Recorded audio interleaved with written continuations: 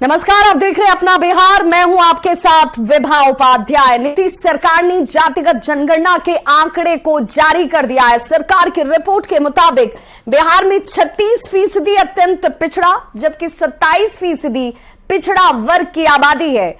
19% अनुसूचित जनजाति की संख्या यहां बताई गई। बिहार में किसकी कितनी आबादी, वो आंकड़ा आज सार्वजनिक कर दिया गया, उसे रिपोर्ट के जरिए सामने लाया गया। कुर्मी समाज की अगर संख्या की बात की जाए तो उसकी संख्या 2.87% बताई गई। एक आंकड़ा जो इस वक्त सामने रखा गया है उसमें कुशवाहा को 4.27% बताया गया। धानुक समाज से आने वाले लोगों की आबादी 2.13% बताई गई। वहीं ब्राह्मण जाति से आने वाले लोगों की संख्या 3.67% बताई गई। भूमिहार 2.89%, मुसहर 3.08%, राजपूत 3.45%, सोनार 0.68%। तो ये वो आंकड़े हैं जिन आंकड़ों के बाद अब देखिए क्या स्थिति है, जिसमें बिहार में किस जाति की कितनी आबादी। ब्राह्मण की बात कर लीजिए, राजपूत की बात कर लीजिए। देखिए राजपूत की संख्या की तो 45,10,733। भूमिहार की अगर बात कर लें तो 37,50,886, 2.86% ये उनकी आबादी बताई गई है। कायस्थ समाज से आने वाले लोगों के लिए 7,85,000 तकरीबन। यादव समाज से आने वाले लोग 1,86,50,119, यानी कि 14.26% आबादी इनकी है। ब्राह्मणों की बात करें तो 47,81,000 के आसपास। राजपूत 45,10,733। ये वो आंकड़े हैं जिन आंकड़ों के बाद अब ये कहा जा रहा है कि ये रिपोर्ट जो बनाई गई इसमें कई त्रुटियां हैं। वो बिहार में कुल सर्वेक्षित परिवारों की कुल संख्या 2,83,44,107 है और इसमें कुल जो जनसंख्या है 13,07,25,310 है और इसमें अस्थायी प्रवासी स्थिति में 53,72,022 लोग हैं। इसी तरह से हम लोगों ने पूरे राज्य में जो फिगर्स हैं उसको संकलित करके पुरुषों की संख्या 4,41,00,000 के करीब है, महिलाओं की संख्या 6,11,00,000 के करीब है और अन्य में हमारे 82,836 है। जो हमारा जेंडर रेशियो है, लिंग अनुपात है, वो 1000 पुरुष पे 953 महिलाएं पाई गई हैं। वहीं जैसे जातीय गणना 2022 की रिपोर्ट सामने आई उसे लेकर के डिप्टी सीएम तेजस्वी यादव की तरफ से अपनी प्रतिक्रिया दी गई। वो क्या कुछ कह रहे हैं जरा वो सुन लीजिए।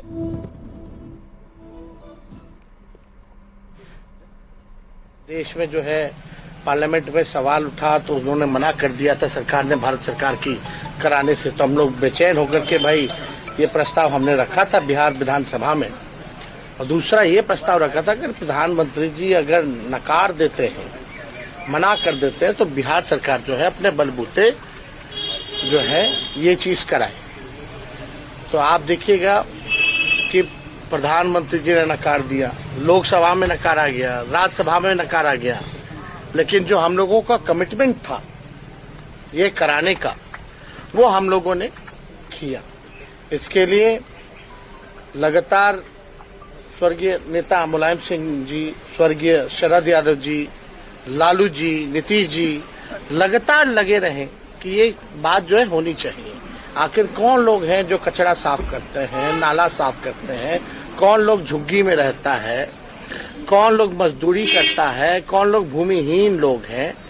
और इस आंकड़े में सारी चीजें आ गई कि किसकी कितनी आबादी है और किसकी क्या स्थिति है, आर्थिक स्थिति का भी जो है पता चला है। तो लगभग जो है 64% पिछड़ा अति पिछड़ा समाज के लोग हैं और 20% SC ST लोग हैं।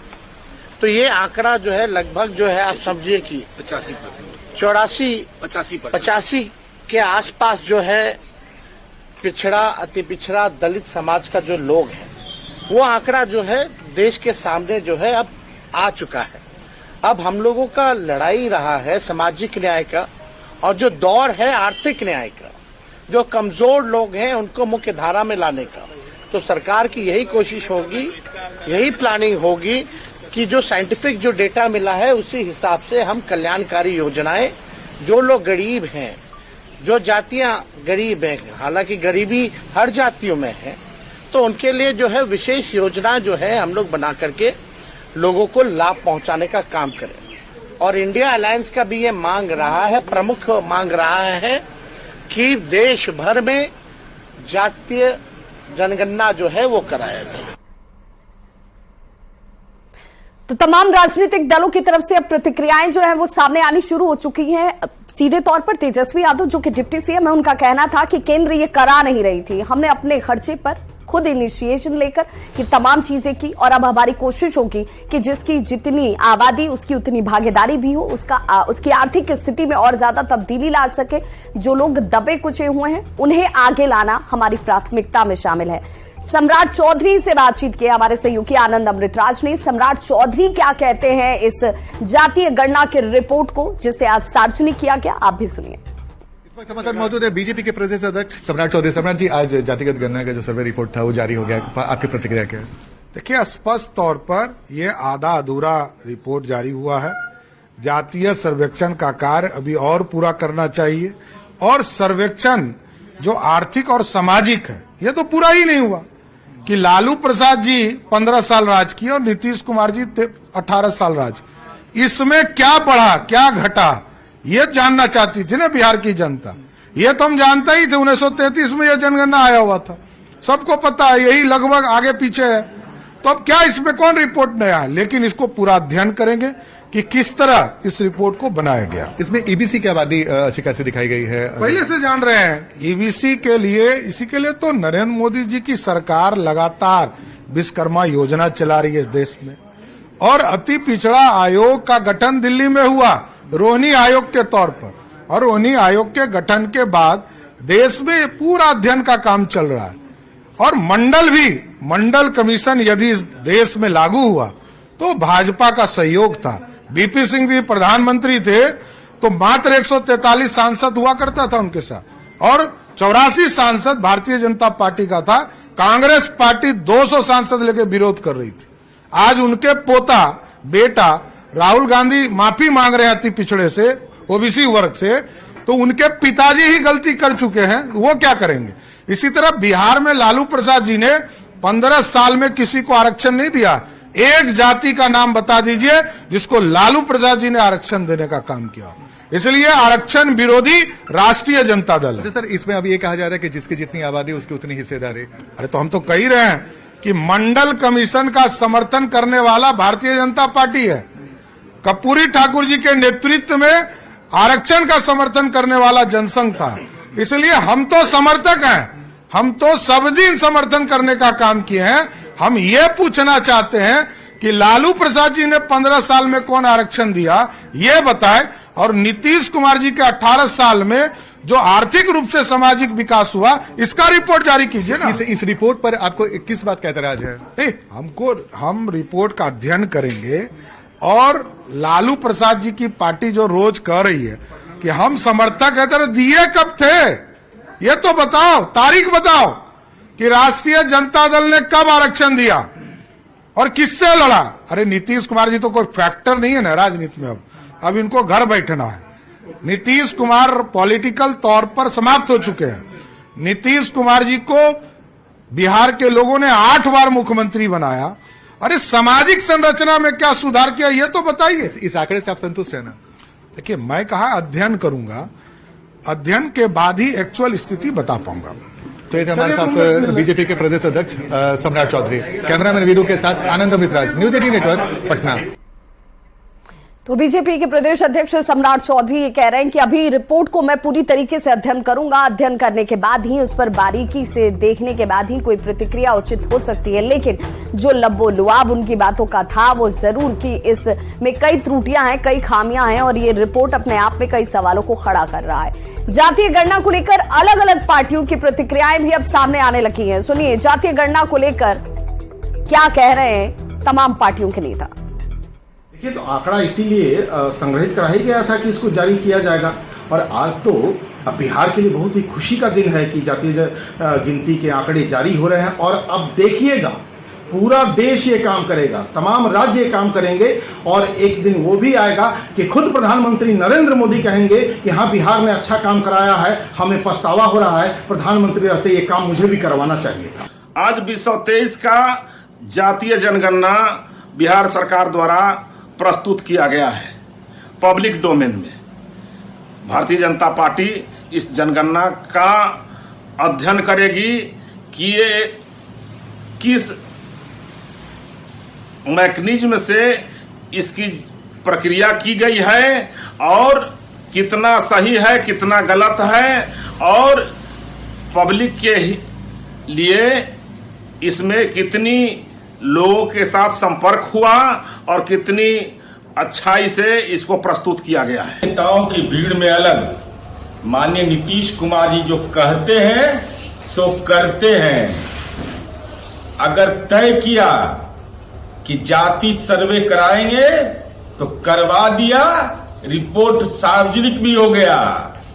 अब वैसे लोग भारतीय जनता पार्टी का वह उन्मादी कुनबा जो जाति सर्वे में कानूनी पेचीदगियां लगा रहा था, पेट में असहाय दर्द था, उसके बावजूद बिहार ने नजीर कायम किया है। देखिए, भारतीय जनता पार्टी की सरकार वो आरक्षण विरोधी है, वो पिछड़े दलितों को उनका हक नहीं देना चाहती है।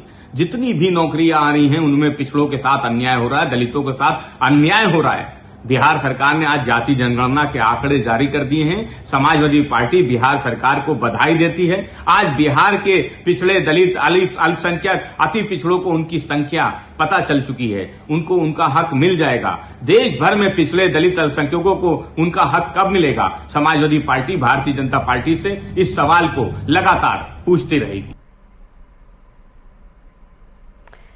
तो पटना से ये बड़ी खबर जहां पर मुख्यमंत्री नीतीश कुमार की तरफ से बीजेपी को चुनौती दी गई है। जेडीयू में टूट पर नीतीश कुमार ने बड़ी प्रतिक्रिया दी। बीजेपी के दावे पर नीतीश कुमार ने कहा है कि जिनको तोड़ना है वो बोले नहीं, तोड़ दे। मैं सीधे तौर पर कहता हूं कि बार बार ये बोलने की जरूरत नहीं है कि जेडीयू में टूट हो जाएगी। अगर आप तोड़ सकते हैं तो तोड़ दीजिए।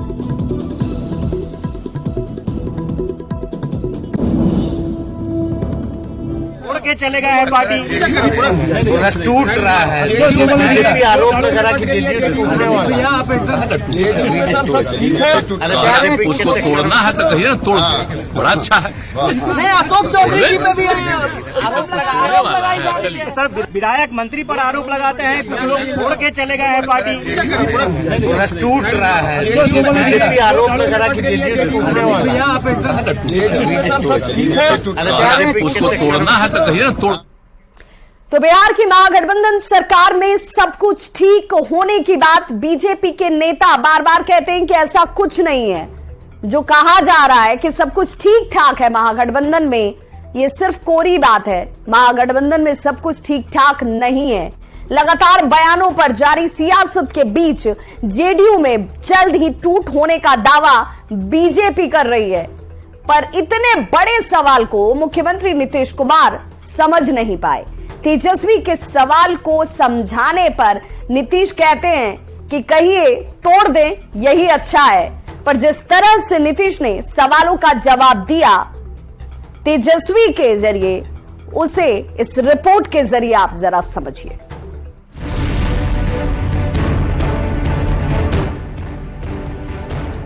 बीजेपी के जेडीयू में टूट का दावा जिस अंदाज में पिछले 2 दिनों में किया जा रहा है, उसने बिहार की सियासत को बेहद गरमा दिया है। सियासी तीर से छलनी सत्ताधारी दलों की ओर से भी पलटवार किया जा रहा है। आरजेडी के नेता दावा कर रहे हैं कि बीजेपी के कई नेता भी जेडीयू और आरजेडी के संपर्क में हैं। पर इन बातों से परे एक तस्वीर सोमवार को पटना में कुछ इस अंदाज में देखने को मिली। मीडिया वालों से जैसे ही सीएम नीतीश कुमार और डिप्टी सीएम तेजस्वी यादव घिरे, एक ही सवाल पूछा जाने लगा। बीजेपी आरोप लगाती है कि जेडीयू में टूट हो रही है, मुख्यमंत्री जी बताइए। मीडिया वाले मुख्यमंत्री के बिल्कुल पास खड़े होकर सवाल पूछ रहे थे, पर सवाल को सीएम समझ नहीं पा रहे थे। इधर उधर देखा और झट से बगल में खड़े अपने डिप्टी तेजस्वी यादव से पूछा तो फौरन तेजस्वी ने मीडिया के सवाल को विस्तार से बताया क्या और किस अंदाज में नीतीश कुमार का जवाब आया वो भी सुनिए। मंत्री पर आरोप लगाते हैं, कुछ लोग छोड़ के चले गए हैं पार्टी। टूट रहा है आरोप वगैरह की उसको तोड़ना है तो कहिए ना तोड़ दो। बड़ा अच्छा है। नहीं, अशोक चौधरी जी पे भी आरोप लगाई जा रही है सर। इससे पहले बिहार में टूट वाली सियासत के विपक्ष के दावों को डिप्टी सीएम तेजस्वी यादव ने बकवास बताया था। बीजेपी जो है जदयू को तो इस तरह से दोनों पार्टी टूट टूट की बात कर रहे हैं। कौन क्या कहता है, कुछ होने वाला है नहीं, सब बकवास की बातें है। बीजेपी के नेता एक साथ कह रहे हैं कि जेडीयू दो धड़ों में बंट चुकी है और बहुत जल्द पार्टी का या तो आरजेडी में विलय होगा या जेडीयू दो फाड़ हो जाएगी। सोशल मीडिया पर सुशील मोदी के पोस्ट के बीच जिस अंदाज में नीतीश तेजस्वी से मीडिया के सवाल समझ रहे हैं, जिस अंदाज में समझते हुए जवाब वाया तेजस्वी यादव दे रहे हैं, उसका मतलब क्या समझा जाए। मीडिया के हर सवाल का जवाब नीतीश तेजस्वी से ही क्यों पूछते हैं? सीधे जवाब न देकर वाया तेजस्वी क्यों बयान देते हैं? बीजेपी के दावों के बीच ऐसी तस्वीर संदेह पैदा करती है